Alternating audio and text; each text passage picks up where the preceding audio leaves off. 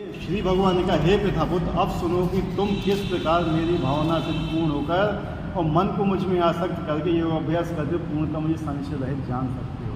भगवान 7वें अध्याय में क्या बता रहे हैं? मन किस तरह मुझे जानोगे आप, ठीक है। और अब भगवान दूसरे श्लोक में क्या कह रहे हैं? अब मैं पूर्ण रूप से व्यवहारिक तथा दिव्य ज्ञान करूँगा। अब भगवान बताना चालू करेंगे अपने बारे में। कोई भी शास्त्र भगवद गीता को छोड़ के ऐसा नहीं जिसमें भगवान अपने बारे में बताते मैं कौन हूँ, मेरी शक्ति में कौन। कोई भी शास्त्र उठा के देख लो, बाइबल उठा के देख लो, कुरान उठा के देख लो, ये 3 पुराण उठा के देख लो, किसी में भगवान नहीं बताते, केवल भगवद गीता में बताते हैं अपने बारे में। इंटरव्यू भगवान क्या बोलते हैं? जब तुम्हारा इंटरव्यू होता है कहीं जाके तो किसके बारे में बताते हो? अपने बारे में। यहाँ भगवान का इंटरव्यू होता है, भगवान आप अपने बारे में बताएंगे कि लोग मुझे कैसे जान सकते हैं। इसे जान लेने पर तुम्हें जानने के लिए कुछ भी शेष नहीं है। ये सबसे महत्वपूर्ण बात है। बाकी जैसे बाइबल है, बाइबल में जीसस क्राइस्ट ने क्या बोला था? मैं तुम्हें उतना ही ज्ञान दे रहा हूँ जितना तुम समझ सकते हो, ठीक है। उससे ज़्यादा ज्ञान देना चाहा तो खाली सूर्य को चला दिया। मोहम्मद साहब ने पीछे से मर गए कि मैं उतना ही तुम्हें बता रहा हूँ कि तुम बचा सकते हो। तुमने ज़्यादा बताया तो उनके साथ ही लड़ाई करनी चाहिए थी। लेकिन यहाँ भगवान क्या कह रहे हैं? मैं तुम्हें उतना बताऊँगा जिसके बाद तुम्हें बचेगा ही नहीं कि कुछ जानने को। मैं सब बता दूँगा। यानी अर्जुन शुद्ध व्यक्ति है। क्या है अर्जुन?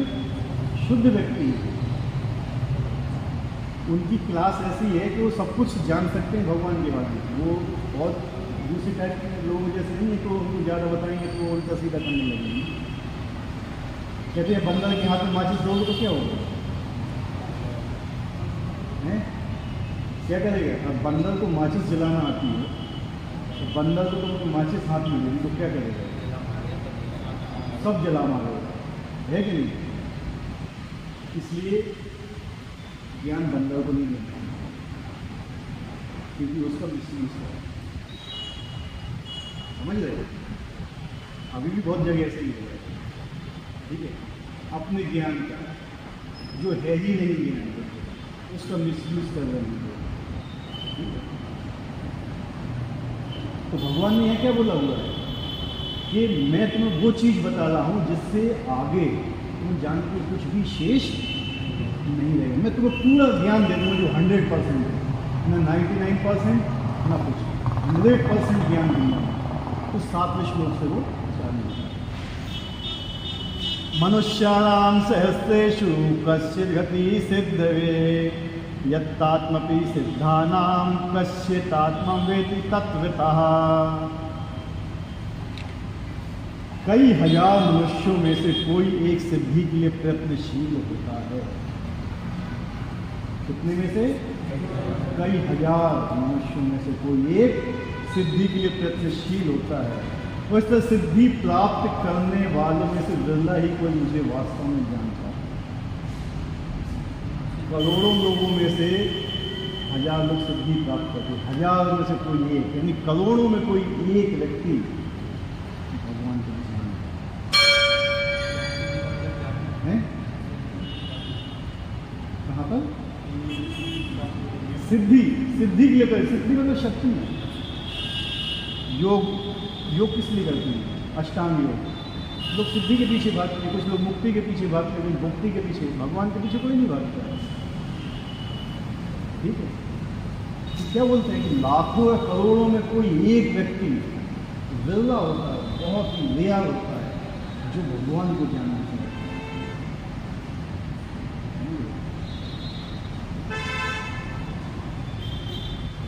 तो मनुष्यों की विभिन्न कोटियां हैं और हजारों मनुष्यों में से शायद विरला मनुष्य ही यह जानने की रुचि रखता है कि आत्मा क्या है, शरीर क्या है और परम सत्य क्या है। मनुष्य कितनी योनियां हैं? 84 लाख। 84 लाख में मनुष्य योनियां कितनी? 4 लाख। 4 लाख प्रकार की मनुष्य योनियां ब्रह्मलोक से लेके सबसे नीचे पाताल लोक तक। ब्रह्मा भी मनुष्य की इनको डिवाइड कैसे किया गया है? इनकी चेतना के अनुसार। किसके अनुसार? सबसे शुद्ध चेतना किसकी है? ब्रह्मा जी की। मैं ब्रह्मांड के अंदर की बात कर रहा हूँ। तो उनको सबसे टॉप पर रखा गया है। उनसे कम चेतना, उनसे कम चेतना, उनसे कम चेतना, तो मनुष्य आ जाता है बिल्कुल सेंटर पे। इससे नीचे फिर जाता है अतल वितल सुतल तलातल रसातल पाताल, यानी चेतना बहुत डाउन होती जाती है। नीचे क्या बोलते हैं? राक्षस। क्या हो जाते हैं? वही मनुष्य हो गए। बलि महाराज, हाँ, वो राक्षस ही तो थे, शुद्ध थे, लेकिन इनको क्या था? शरीर के चीज करते हैं, राक्षस थे। लेकिन भगवान को दिया था, लेकिन अगले वालों को क्या मिलेगा? स्वर्ग। अगले वालों स्वर्ग के राजा बनेंगे, अगले मन। तो कुछ टाइम भी लिए उनको वहाँ रखा हुआ है कि आप अभी यहाँ पे रहिए। जब उनका कल पूरा हो जाएगा तो फिर इनको वहाँ पे भेजा जाएगा। ठीक है। तो क्या बताया कि जो मतलब 84 लाख योनि में से 4 लाख मनुष्य होते हैं। 4 लाख टाइप के, 4 लाख टाइप के मनुष्यों में से कैटेगरी के अनुसार जिनकी चेतना है, जो उनका कॉन्शियस, उसके अनुसार डिवाइड किया गया है। और उनकी कॉन्शियसनेस के अनुसार उनको विभिन्न विभिन्न लोग प्रदान किए गए। ठीक है। तो 4 लाख टाइप के मनुष्य हैं। सबसे शुद्ध चेतना किसकी है? ब्रह्मा जी की। उनको सबसे ऊपर कर लेती है, लेकिन इतनी भी शुद्ध नहीं, वो भी भ्रमित हो जाती है। वो भी भ्रमित हो जाती है। बाल मनमोहन लीला थी, जब भगवान ने विमोहित मोहित हो गए थे। भगवान भी सर्वशुद्ध थे, उनसे ज़्यादा शुद्ध कोई नहीं है। ठीक है। तो क्या होता है कि बहुत ही बिरला मनुष्य ये जानने की रुचि रखता है कि आत्मा क्या है, शरीर क्या है और परमात्मा क्या है। हर आदमी नहीं जानता है, ना हर आदमी जानना चाहता है। ठीक है। सामान्यतः मानव आहार, निद्रा, व्यय तथा मैथुन जैसी पशु वृत्तियों में लगा रहता है और मुश्किल से कोई एक दिव्य ज्ञान में रुचि रखता है। सारे मनुष्य किस 4 चीज़ के पीछे भाग रहे हैं? आहार, खाने को मिलना चाहिए, सोने को मिलना चाहिए, मैथुन करने को मिलना चाहिए, अपनी रक्षा होनी चाहिए। ये 4 चीज़ों को आगे क्या बोला गया है? पशु वृत्तियाँ। ये पशुओं में होता है। ठीक है। क्या है? ये पशुओं के गुण होते हैं 4, मनुष्यों के नहीं होते, पशुओं के। आहार, खाना, निद्रा, सोना, मैथुन, संतान उत्पत्ति करना। ठीक है। और रक्षा, अपनी रक्षा करना। ये क्या है? पशु वृत्तियाँ हैं। अगर मनुष्य इन चारों ही चीज में लगा हुआ है तो क्या वो मनुष्य कहलाने लायक है? पशु कहना चाहिए, पशु है वो। लेकिन आजकल तो मनुष्य उससे भी नीचे जा चुका है।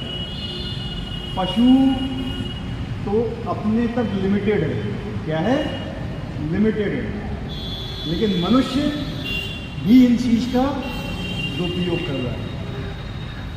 क्या है? दुरुपयोग कर रहा है। बकरी को बोला गया कि तुम्हें ये खाना है, वही खाती है। गधे को बोला है तुम्हें ये खाना है, वही खाती है। सूअर को बोला गया तुम्हें मल खाना है, वो मल ही खाता है। मनुष्य को बोला है तुम्हें शाक खाना है, लेकिन तो शाक के अलावा सब कुछ खाता है। ठीक है।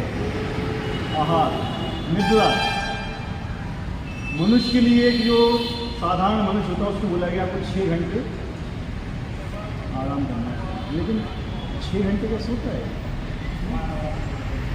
12 घंटे। उससे पहले सूर्योदय से पहले उठना है तुम्हें। सूर्योदय के समय सोते हैं लोग। मैथुन, जानवरों का एक पार्टिकुलर समय होता है मैथुन, साल में एक। मनुष्य का भी समय है। मैं बता रहा हूँ कि मनुष्य आज जानवर से भी नीचे गिर चुका है। मनुष्य कहलाने के लायक ही नहीं। और फिर रक्षा, जानवर के पास अपने सींग होते हैं, दांत होते हैं, विष होता है, रक्षा करने के लिए होता है। मतलब वो काफी होती है। लेकिन मनुष्य क्या कर रहा है? अपनी रक्षा के लिए बम बना रहा है, रक्षा के लिए, विनाश के लिए। तो अभी आप ये समझ लो कि मनुष्य की स्थिति के जानवरों से उच्च है। आहार निद्रा भय मैथुन जो उसको चार दिया गया, मतलब इसी तक ही रहे, इससे नीचे है तो भी सही है, पशु तो है, लेकिन अब पशु से भी नीचे चला गया है, समझ रहे? और धर्म ही नहीं ना पशु भी, धर्म तो है ही नहीं, चेतना कुछ है ही नहीं। धर्म क्या है? धर्म का मतलब क्या होता है?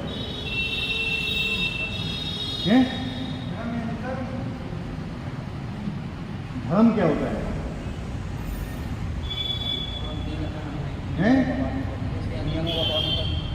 धर्म, धर्म का एक शब्द, शाब्दिक अर्थ पूछ रहा हूँ, हम परिभाषा नहीं पूछ रहे, हम ऐसा अर्थ पूछ रहे हैं कि सबको। धर्म मतलब होता है ड्यूटी। क्या है तुम्हारी ड्यूटी? क्या है? क्या है आपकी ड्यूटी बताइए? हैं? क्या है ड्यूटी? बोलने के लिए, ठीक है, बोलने के लिए। क्या है ड्यूटी तुम्हारी? ड्यूटी तब आती है जब तुम अपने आप को जानोगे तुम हो क्या, ठीक है? एक आइडेंटिटी कार्ड होता है। आइडेंटिटी कार्ड में क्या होता है? आपकी आइडेंटिटी होती है कि आप कौन हो। जैसे मैं एक बैंक का कर्मचारी हूँ, तो मेरे पास एक आइडेंटिटी कार्ड है जिसमें लिखा हुआ है तुम बैंक के कर्मचारी हो। तो मैं कौन सा काम करूँगा? मैं बैंक की सेवा करूँगा, राइट रॉन्ग? या जाके मैं बॉर्डर पे खड़ा हो जाऊँगा? वो मैं पहले खड़ा होता है, क्योंकि जब मेरे पास डिफेंस का आई कार्ड था, ठीक है? आइडेंटिटी, जब तक तुम अपनी आइडेंटिटी नहीं जानोगे तब तक तुम ड्यूटी भी नहीं कर सकते, राइट? तो तुम्हारी आइडेंटिटी क्या है? तुम्हारी पहचान क्या है? जानते हो?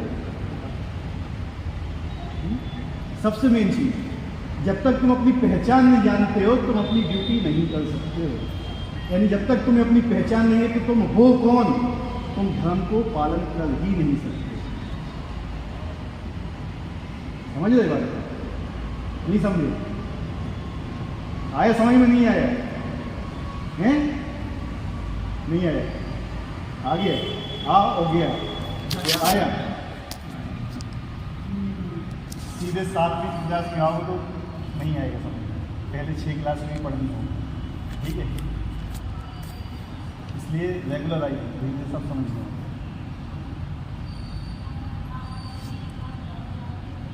सामान्यतः मानव आहार निद्रा भय मैथुन यदि पशुगति में लगा रहता है और मुश्किल से कोई एक दिव्य ज्ञान में रुचि रखता है। दिव्य ज्ञान क्या है? क्या है दिव्य ज्ञान? है दिव्य ज्ञान, अभी आगे हम बताएंगे पूरा दिव्य ज्ञान क्या है, ठीक है? अभी इतने में तो समझ में नहीं आ पाएगा। गीता के प्रथम 6 अध्याय उन लोगों के लिए जिनकी रुचि दिव्य ज्ञान में, समझ लो, आत्मा, परमात्मा, ज्ञान योग, ध्यान योग द्वारा अनुभूति की क्रिया में तथा पदार्थ से आत्मा के पार्थक्य को जानने में है। क्या समझ में आया इस सेंटेंस से? गीता के प्रथम 6 अध्याय जो हम पढ़ चुके हैं अभी तक, उन लोगों के लिए जिनकी रुचि दिव्य ज्ञान में। दिव्य ज्ञान क्या है? आत्मा, परमात्मा, ज्ञान योग, ध्यान योग द्वारा अनुभूति की क्रिया में तथा पदार्थ से आत्मा के पार्थक्य को। पदार्थ और आत्मा में क्या अंतर है, समझे? हम क्या करते हैं? हम पदार्थ को ही आत्मा समझ लेते हैं, या कभी आत्मा को ही पदार्थ समझ लेते हैं, मतलब मटेरियल। मटेरियल और स्पिरिचुअल में क्या क्या अंतर है, ठीक है? तो जब तक ये व्यक्ति ये नहीं जानता कि क्या अंतर है, जानना नहीं चाहता है, उसको दिव्य ज्ञान नहीं। मटेरियल नॉलेज क्या है जो तुम यहाँ पढ़ते हो? ये सब क्या है? मटेरियल नॉलेज है। मैंने BSc कर लिया, MSc कर लिया, PhD कर लिया, सब क्या है? मटेरियल नॉलेज है। इसका कहीं भी यूज़ नहीं है। जब इमराज लेने आओ तो ये बोलो मैं PhD करके बैठा हूँ, तो कहता हूँ PhD की मुझे क्या मतलब, चलो है। फिर वही तुम नारायण नाम बोलोगे ना, छुएगा नहीं आपको, ठीक है? वही हरे कृष्ण महामंत्र का करोगे ना, 3 विष्णु दूत खड़े होंगे पास में, यमराज नहीं खड़ा होगा, या यमदूत। तो यमराज भी आते हैं तो धर्मराज बन के आते हैं। यमराज के 2 रूप होते हैं, पता है? एक तो यमराज जो भयानक रूप होता है, वो आता है दुष्टों के लिए, और एक धर्मराज जो धर्म का पालन कराते हैं, बिल्कुल विशुद्ध सुंदर रूप, वो आता है भगवान के भक्तों को ले जाने के लिए। या भगवान के दूत आते हैं जिनको बोलते हैं देवदूत, वो आते हैं लेने के लिए। तो मेन डिग्री क्या है? क्या है मेन डिग्री? भौतिक पीएचडी या यहाँ की पीएचडी? ठीक है, शंकराचार्य ने खुद बोला हुआ था कि भज गोविंदम भज गोविंदम, गोविंद का भजन करो, गोविंद का भजन करो। मृत्यु के समय तो व्याकरण के सूत्र नहीं बचा पाएंगे।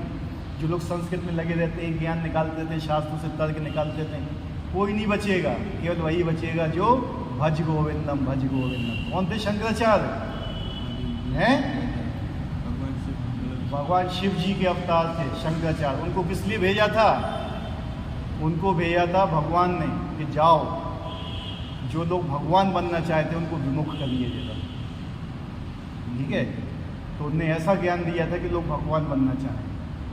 ठीक है, इसलिए मायावाद उनने खुद प्रस्तुत किया था, क्योंकि लोग भगवान बनना चाहते हैं। ठीक है, कंट्रोल करना चाहते हैं लोग, लेकिन वास्तव में उसके कंट्रोल में कुछ भी नहीं है।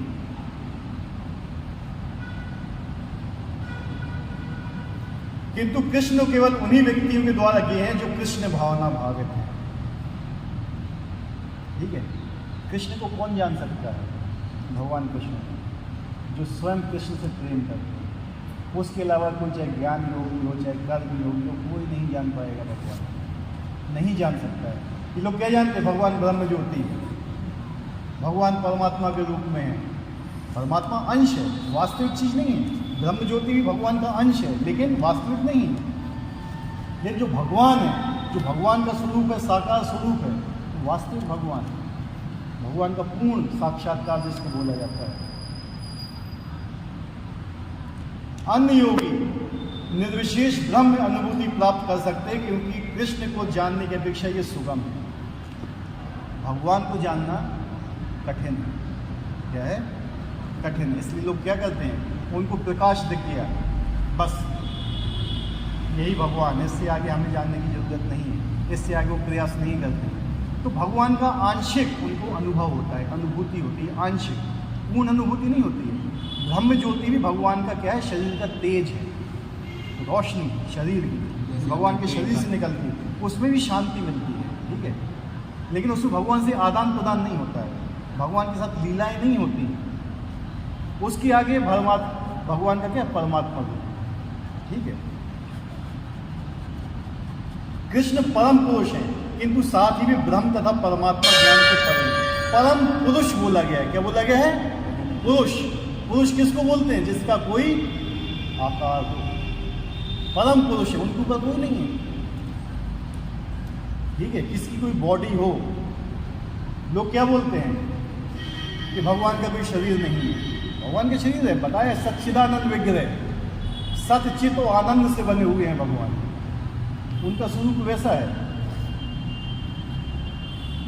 कृष्ण परम पुरुष है, किंतु साथ ही भी ब्रह्म तथा परमात्मा से परे हैं। योगी तथा ज्ञानी जन कृष्ण को नहीं समझ पाते। क्या बोला है? योगी जो हजारों लाखों वर्षों तपस्या करते रहते हैं योग की सिद्धि प्राप्त करने के लिए, वो कभी कृष्ण को नहीं जान सकते हैं। ज्ञानी लोग क्या हैं? ध्यान दीजिए, ज्ञानी लोग क्या हैं? जो शास्त्रों में से कुछ ना कुछ निकालते रहते हैं, तर्क की उस पर, कृष्ण ये है, भगवान ये है, भगवान वो है, नहीं समझ पाते। जो व्यक्ति संस्कृत का स्कॉलर होता है, वो बिना गुरु परंपरा के अनुसार अगर वो शास्त्रों को पढ़ता है तो कभी भगवान को जान ही नहीं पाएगा। ठीक है, कोई जितना भी ज्ञानी हो, पीएचडी कर लिया उसने, स्कॉलर हो गया वो संस्कृत में, और सारे शास्त्र उसने पढ़ लिए, तो भी वो भगवान को नहीं जान पाएगा, क्योंकि शास्त्रों के द्वारा आसानी से तुम भगवान को नहीं समझ सकते, उतनी बुद्धि तुम्हारे अंदर नहीं है। ब्रह्मा जी ने भी 3 बार सारे शास्त्रों का अध्ययन किया था, 3 बार पूरी भागवत पढ़ी, तब उनको महसूस हुआ था हल्का। फिर भगवान ने खुद जनाया था उनको कि मैं कौन हूँ, इसलिए उन्हें ब्रह्म संहिता गाई थी उस समय। ठीक है,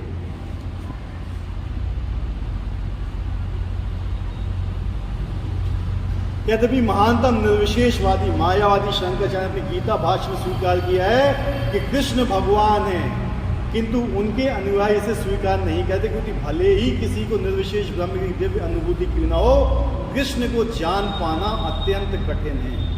शंकराचार्य थे, उनको पता था, क्योंकि वो स्वयं शिव जी के अवतार थे।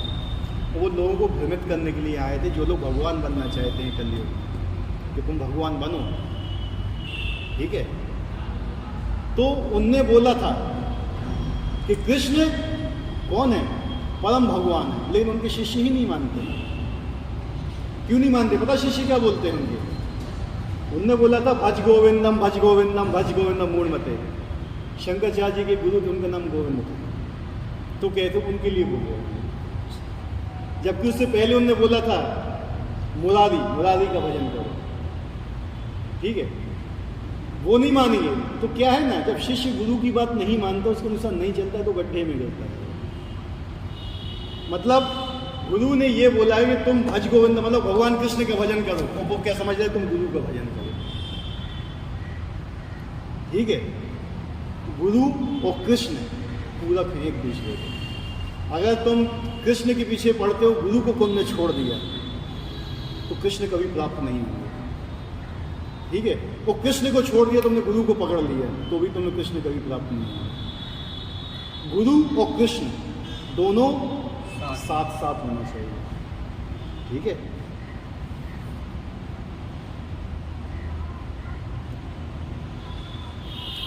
कृष्ण भगवान समस्त कारणों के आदि कारण पुरुष गोविंद हैं। ईश्वर परमः कृष्ण सच्चिदानंद विग्रह अनादिरादिर गोविंदम सर्व कारण कारणम। अभक्तों के लिए उन्हें जान पाना अत्यंत कठिन। भगवान को कौन नहीं जान पाता? जो अभक्त होते हैं। अभक्त मतलब जिनको, जो भगवान की भक्ति नहीं करना चाहिए, जो सिद्धि चाहते हैं, जो मुक्ति चाहते हैं, जो भुक्ति चाहते हैं, जो स्वर्ग के भोग करना चाहते हैं, जो भगवान की सेवा में नहीं लगना चाहते, वो कभी भगवान को नहीं जान सकते। भगवान को कौन जान सकता है बताइए?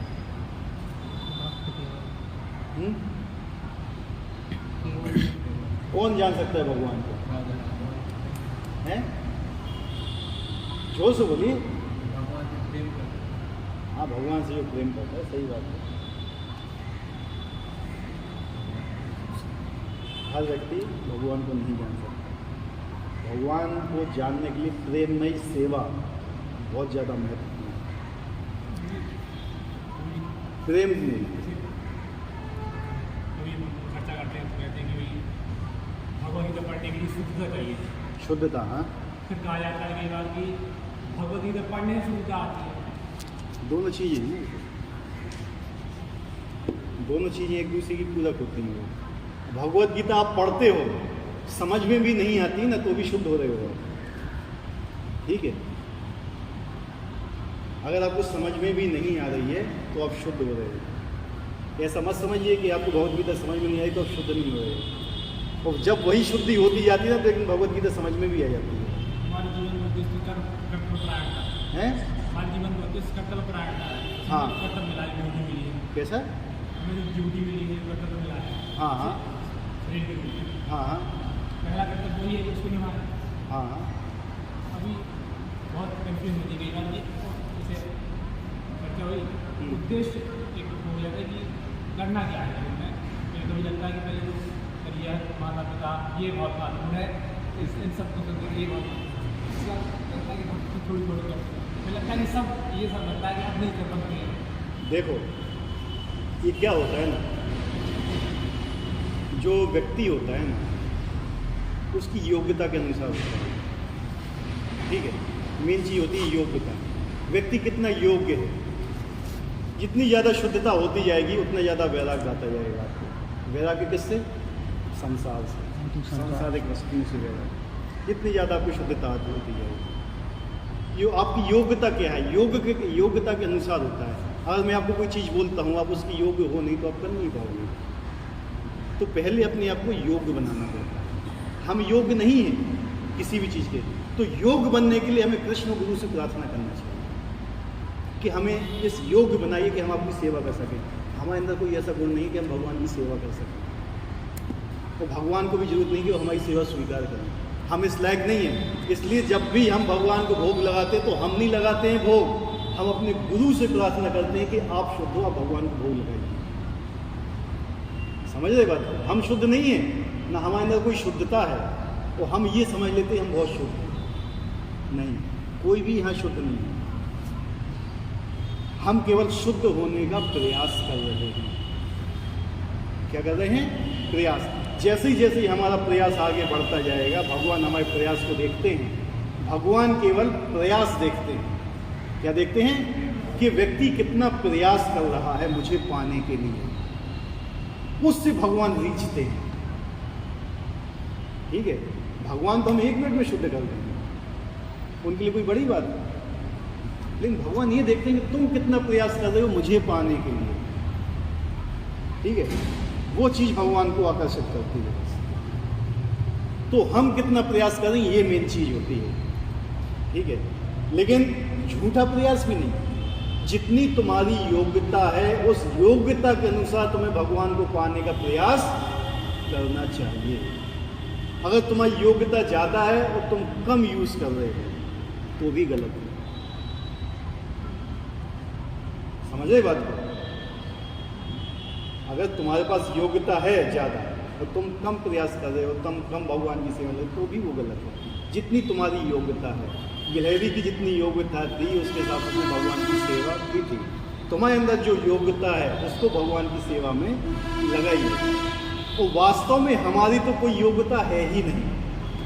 जो भी योग्यता हमें मिली है वो भी भगवान की कृपा से ही मिली है, और हम उसको अपनी योग्यता समझ लेते हैं। ये भी एक अहंकार है कि मैं योग्य हूँ, मैं किसी योग्य नहीं हूँ, मैं किसी लायक नहीं हूँ। लायक केवल एक है, हम सब नालायक हैं। जो ये बात समझ के चलेगा ना कि मैं नालायक हूँ, वो भक्ति में सबसे ऊपर जाएगा। जो ये समझेगा कि मैं लायक हूँ किसी के, वो नीचे जाएगा। तो हमें अपने आप को लायक नहीं समझना चाहिए, हमें नालायक समझना चाहिए अपने आप को। हम सबसे बड़े नालायक हैं, लेकिन हमें अपने गुरु की कृपा मिली है कि हम भगवान का नाम ले पा रहे हैं।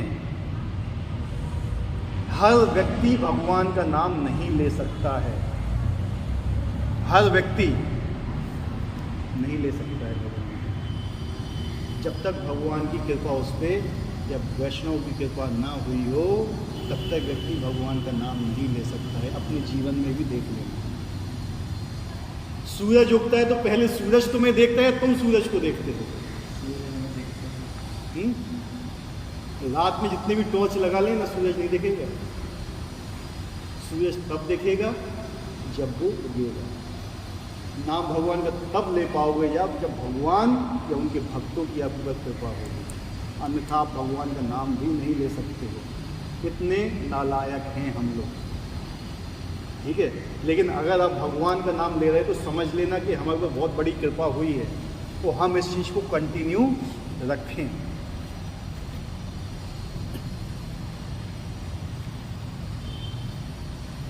अभक्तों के लिए जान पाना अत्यंत करियत भी अभक्तगण, जो भगवान के भक्त नहीं है, वो क्या घोषित करते हैं कि भक्ति का मार्ग सुगम है। क्या कहते हैं? भक्ति का मार्ग बहुत इजी है, लेकिन खुद इसमें चलते नहीं है। कहते क्या है? कीर्तन करना है, प्रसाद पाना है, हरे कृष्ण महामंत्र का जाप करना है, बहुत इजी है, लेकिन खुद नहीं करते। ठीक है, यदि भक्ति मार्ग इतना सुगम है जितना भक्तगण कहते हैं, तो फिर भी कठिन मार्ग क्यों ग्रहण करते हैं? जो अभक्त लोग होते हैं बैठे रहते हैं, भैया हम ये साधना करेंगे, हम वो करेंगे, हम फलाना करेंगे, हम ठिकाना करेंगे। बेकार का टाइम वेस्ट। हठ योग बोलते हैं जिसको, हैं? अपने आप को कष्ट देना ज़्यादा है। जो ईजिली तुम्हें कलयुग में केवल भगवान का नाम जाप करने से मिल सकते हैं, तो कठिन काम किस लिए करने का? बताइए। जब भगवान ने सीधा यही बोला है कि कलयुग केवल नाम आधारा, तुम मेरा नाम लेते जाओ बिना अपराध किए हुए, मैं तुम्हें सुगम हूँ, आसानी से मिल जाऊँगा। फिर भी लोग 3600 चीज़ में लगे रहते हैं। क्यों लगे रहते हैं? कभी सोचा ही क्यों लगे रहते हैं? भोग करने के लिए हैं? क्योंकि उन्हें भगवान की वाणी पर विश्वास नहीं है, अश्रद्धा है। समझ रहे हैं? क्या तो दिखावा तो ऐसे किया जाता है कि दिखावा भी तो कलयुग पाखंड का ही युग है। कलयुग को क्या बोलते हैं? पाखंड का युग। इसमें दिखावा ज़्यादा होता है, रियलिटी कम होती है। नक्कालों से सावधान बोला जाता है ना, सब चीज़ पे लिखा आता है कलयुग में नक्कालों से सावधान, नकली लोगों से। बहुत लोग मिलेंगे तुम्हें, हम तुम्हें 6 महीने में भगवान के दर्शन करा दें, 6 महीने तो भगवान बना देंगे। लोग उनके पास भीड़ लगा लेते हैं। हाँ वही है ना, हम ये कर देंगे वो कर देंगे, लेकिन जो भगवान जो वाणी बोल रहे हैं उसको नहीं मानना है हमें। भगवान ने कहा मैं बहुत सुलभ हूँ, किसी भी समय किसी भी रूप में कैसे भी तुम मेरा नाम ही लेते रहो। लेकिन मनुष्य वो भी नहीं लेता है। जब नाम ही नहीं ले पा रहा है भगवान का, जिसमें कोई 1 रुपया नहीं लग रहा है तुम्हारा, फिर भी हज़ारों रुपये खर्च करेंगे, मैं ये कर रहा हूँ, मैं वो कर रहा हूँ। क्या है ये? मान सम्मान पाने की इच्छा। भगवान ने कहा अमान नहीं ना मान देना कीर्ति से। हम मान की चिंता करते हैं, हमारा सम्मान होना चाहिए। हम दिखाना चाहते हैं मैं कितना बड़ा भक्त हूँ, नहीं बढ़ पाऊंगा। ब्रेक लगा हुआ है, 3 ब्रेक है। कौन कौन से ब्रेक होते हैं? एक आगा ब्रेक, अगला वाला ब्रेक होता है, एक पिछला वाला ब्रेक होता है, एक इमरजेंसी ब्रेक होता है। तीनों ब्रेक लगे हुए हैं और तुम एक्सीलेटर बढ़ाते जा रहे हो तो क्या होगा? चलेगी नहीं गाड़ी। वो कहते हैं मुझे कुछ समझ में नहीं आ रहा है। तीनों ब्रेक लगे हुए हैं। न धनम न जनम न सुंदरी कविताम जगदीश काम मम जन्मनि जन्मनि भगवत जानने नहीं चाहते हैं। इन ब्रेकों को मुक्ति की आशा, मुक्ति की आशा, ठीक है, और सिद्धि की आशा। 3 ब्रेक, मुक्ति, मुक्ति, सिद्धि, कामी। जो इन तीनों चीज़ों को चाहते हैं, मुक्ति को चाहते हैं, सिद्धि को चाहते हैं या मुक्ति को चाहते हैं, वो कभी भगवान को प्राप्त नहीं कर पाएंगे। सिंपल बात है, सीधा बता दिया मुझे। 3 ब्रेक हैं।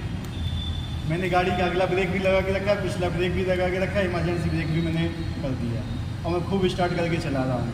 1 इंच आगे नहीं बढ़ेगी गाड़ी, मंजिल तक कहीं पहुँचोगे ही नहीं। पेट्रोल भी खत्म हो जाएगा वहीं खड़े पर। हो जाएगा कि नहीं हो जाएगा? 3 ब्रेक हटा दी तो बहुत तेजी से गाड़ी, और 3 ब्रेक अलग कर लिए, आगे की सीधी एक्सीडेंट जब हो जब माया आएगी मगल खाना पड़ेगा। लोगों की सबसे बड़ी पता कमी क्या होती है? लोग एक्सक्यूज़ देते हैं, यार मैं तो पतित जीव हूँ, माया बहुत बलशाली है, कलयुग है, ये सब क्या है? एक्सक्यूज़ है लोगों ना कर। कलयुग में भगवत प्राप्ति इतनी आसान है ना, उतनी किसी युग में नहीं है। पतित तो है, शुद्ध भी तो हो सकती है, वो नहीं होना चाहते। पतित हैं, मैं गड्ढे में गिरा हूँ तो मैं गिरा ही रहना चाहता हूँ, मैं निकलूँगा नहीं बाहर। है माया है, माया शक्तिशाली है मालूम है, लेकिन ये भूल जाते हो भगवान उससे भी शक्तिशाली है। लोगों में सर देखा है आलस बहुत भरा हुआ है। आलस क्या है? तमोगुण के कारण। इतना आलस भरा हुआ है कि भगवान का नाम लेने मतलब मंदिर जाने में आलस है कि यार अरे हम कहते मंदिर भी ना है भगवान, अरे बेड पे लेटे लेटे ही भगवान, सोते सोते भी ले ले भगवान का नाम तो भी तर जाएंगे। लेते रहें बस, खाना पीने में हरे कृष्ण महामंत्र बोलते रहें बस, इतना ही बोलते रहेंगे। क्या है? जीव से ही जीव ही तो चलाना है, इसके अलावा क्या है? उठ के खाना खाना पड़ता है, यदि उन्हें भी मिल जाए तो उठेगा वो। ये बात सकता है बैठे बैठे। अब ऐसे लोगों को क्या बोल सकते हैं? मनुष्य तो बोल नहीं सकते। पशु वृत्ति है, पशु भी नहीं बोल सकते। पशु भी जाता है खाना खाने जाता है, वो भी बेड पे नहीं खाता है। वास्तव में भक्ति मार्ग सुगम नहीं है। क्या बोल रहे हैं? सुगम नहीं। भक्ति के ज्ञान से हीन अनाधिकारी लोगों द्वारा ग्रहण किया जाने वाला तथाकथित भक्ति मार्ग भले ही सुगम हो, किंतु जब विधि विधानों के साथ दृढ़ता पूर्वक इसका अभ्यास किया जाता है तो मीमांसक तथा दार्शनिक इस मार्ग से च्युत हो जाते हैं। भक्ति का मार्ग सुगम नहीं है, बहुत कठिन है, बता रहे हैं इसमें। लेकिन जिन लोगों ने भक्ति के नियम अपने इच्छा के अनुसार बना लिए, कुछ भी खाओ कुछ भी पियो, कोई नियम पालन नहीं करना है, जैसा भी चलते रहो, भगवान मिल जाएंगे, नहीं। विधि विधानों का आपको पालन करना ही पड़ेगा। रिजल्ट अच्छा चाहिए, रिजल्ट अच्छा क्या है? उसके उनके साथ रिजल्ट मिलेगा ही नहीं तुम्हें, थोड़ा बहुत कुछ भी नहीं मिलेगा, जीरो, बाई मिस्टेक कुछ भी नहीं। जाना है दिल्ली तक, तुम भाग रहे हो वहाँ गए, चेन्नई की तरफ, तो कहाँ से दिल्ली मिलेगी तुम्हें? ठीक है, एक बार जितना तुम भागोगे उतना ही दूर होते जाओगे भगवान से। ठीक है, हैं? ऐसे लोग रेगिस्तान में कहीं नहीं पहुँचते, कहीं नहीं पहुंचते हैं, भटकते रहते हैं, जन्मनी मतलब अनेक जन्म जन्म में आते रहते हैं तो, लेकिन जाना इसी रास्ते से ही है उनको। ठीक है, चाहे आज चले जाओ, चाहे आज के 1000 साल, जाना इसी रास्ते से ही पड़ेगा। एक ही रास्ता है, पिक्चर है ना, एक ही रास्ता। एक ही रास्ता है वहाँ जाने के लिए, चाहे वो आज तुम इस्तेमाल कर लो, चाहे 1000 जन्म के बाद इस्तेमाल कर लो। अच्छा प्रभु, जैसे कलयुग के दिन जैसे सब नहीं जा पाएंगे भगवत धाम जैसे, हाँ। तो मतलब सतयुग वगैरह में टाइम वो मिलता है क्या? किसी को मतलब कलयुग में ही तो उन्हें मिलेगा मौका ये जाने का? कलयुगी जीव है तो कलयुग में आएंगे ना वो। अगर शुद्ध और क्या? होके मरे तो शुद्ध होके अगर उनकी चेतना कुछ ऊपर उठी तो उस हिसाब से उनको मिलेगा ना फिर वही पूछ रहा हूँ। चेतना। अच्छा ऐसा ही मेन चीज़ क्या है, तुम्हारी कॉन्शियसनेस पे होती है। भगवान ने क्या बोला था, जिस चेतना में तुम अपना शरीर त्यागते हो उसी चेतना में तुम्हें शरीर में, तुम सतयुग की चेतना में करोगे ना, लेकिन ना तो हमें सतयुग में जन्म लेना है, ना हमें द्वापर में, ना त्रेता में, कलयुग में। बस एक ही करना चाहिए बस। ठीक है, लेकिन बोल रहे जैसे, हाँ। जैसे नहीं जा पाए, नहीं जा पाए तो अगले कलयुग के लिए स्टैंड बाय रहो। अगले कलयुग के लिए वेट करना पड़ेगा। हाँ, वेट करना पड़ेगा। सतयुग अगर वो मौका नहीं लेकिन मिला, चेतना का तुम्हारी उठ गई ऊपर, मेन चीज चेतना की होती है ना। तो उस टाइम पीरियड में जैसे मतलब नहीं जा पाए तो किसी न किसी योनि में तो रहेंगे ना? नहीं, सुप्त अवस्था में रहते हैं, अव्यक्त अवस्था में सुप्त रहते हो, तो सो रहे हो जैसे, बस बस इससे पता ही ज़्यादा नहीं कुछ चलेगा। भगवान के शरीर में व्यक्ति सोता है, आगे आता है, इसमें आएगा भी। सुप्त अवस्था में रहता है, अव्यक्त अवस्था बोली जाती है उसको। जब पूरी सृष्टि का प्रलय हो जाता है तो सारे जीव भगवान के शरीर में प्रवेश कर जाते हैं अगली सृष्टि होने तक। तो जब तक वो वहाँ पर सुप्त अवस्था में रहते हैं, कोई भी क्रियाएं नहीं होती हैं। नहीं जीरो। ऐसे भी तो हो जो जिस सकता है कि टाइम मतलब पीरियड का है उसी टाइम पे हाँ। फिर उसको वो चांस मिलेगा। और फिर उस समय और परिस्थिति के अनुसार उसका फिर जन्म होगा, जैसे उसके गुण थे, जैसे उसके कर्म थे। जैसे आम होता है, आम सर्दियों में क्यों नहीं उगता है? क्योंकि इसका मौसम ही नहीं है। उसका मौसम नहीं है। उसके लिए जब वैसी परिस्थिति आएंगी जब होगी तब उगेगा। जब आप वहाँ पे हो, आपके लिए कलयुग की परिस्थिति आई, आपके अंदर भोगने की प्रवृत्ति है, आ जाओगे आप। ठीक है, जैसे कि आप बता रहे थे कि मतलब वो अनंत ब्रह्मांड है। हाँ, अनंत ब्रह्मांड है। अनंत ब्रह्मांड है तो उसमें जो कलयुग यहाँ चल रहा तो नहीं, ऐसा नहीं है कि हर जगह चल रहा होगा, नहीं। इस ब्रह्मांड में अभी कलयुग चल रहा है, तो किसी ब्रह्मांड में चल रहा होगा, नहीं चल रहा होगा, ये एक अलग बात है। तो मतलब उसमें नहीं जा पाएंगे, मतलब यहीं पर देखो मैक्सिमम तो यहीं पे ही रहते हो, लेकिन जाने को अब भगवान की प्लानिंग है, वो दूसरी जगह भेज सकते हैं। ठीक है,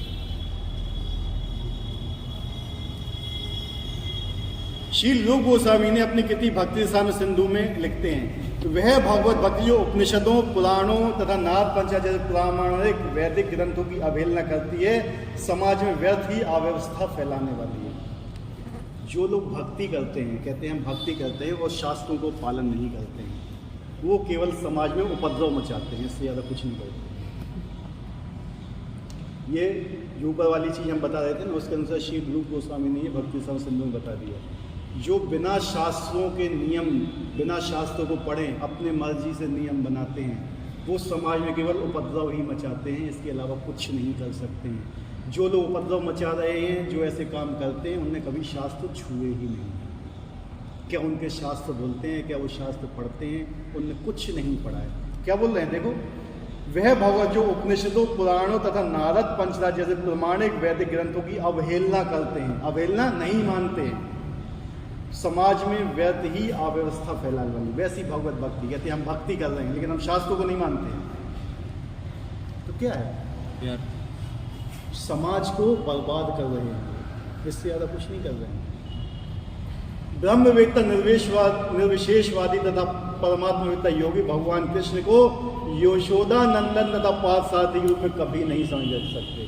जो निराकार मानते हैं, निर्विशेषवादी निराकार या भगवान को परमात्मा मानते, वो ये कभी नहीं समझ सकते थे कृष्ण यशोदा के पुत्र हैं या भगवान अर्जुन के सारथी बने हुए हैं, ये कभी नहीं समझ सकते।